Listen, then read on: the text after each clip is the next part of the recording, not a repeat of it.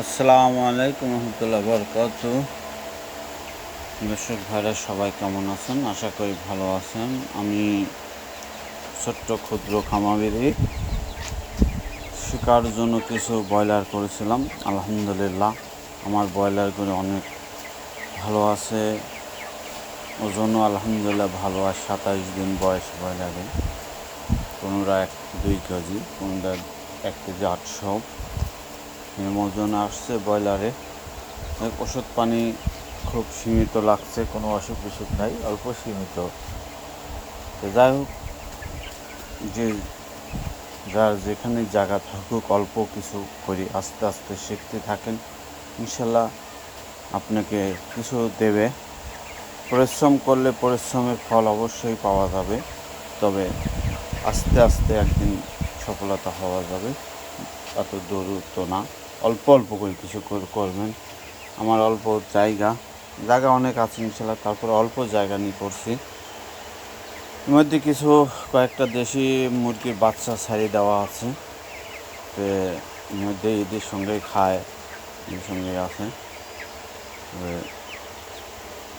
ওষুধপাতি খুবই কম লাগছে। এখন দুপুর, আজকে 9/4/2025 ভিডিওটা করলাম আপনাদেরকে দেখানোর জন্য।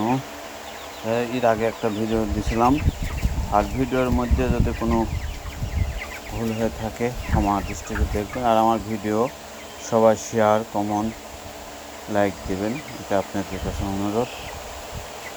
সামনে আবার নতুন ভিডিও নিয়ে আসবো ইনশাল্লাহ। আমি ওষুধ খাওয়ানোর মধ্যে খাওয়াইছি রেনাসি, কারণ গরমের দিন, এই জন্য একটা স্ট্যান্ড ফ্যান দিয়ে রাখছি। এই ফ্যানটা দিয়ে রাখছি, স্ট্যান্ড ফ্যানটা। এর মধ্যে বোর্ডিং করেছিলাম, ভিতরে বোর্ডিং করেছিলাম ওই খাঁচার মধ্যে। আর দুটো ফ্যান যখন কারেন্ট থাকে না, তখন সোলারে এই দুটো ফ্যান চলাই আমি, রাত্রে একটা দিয়ে থাকে।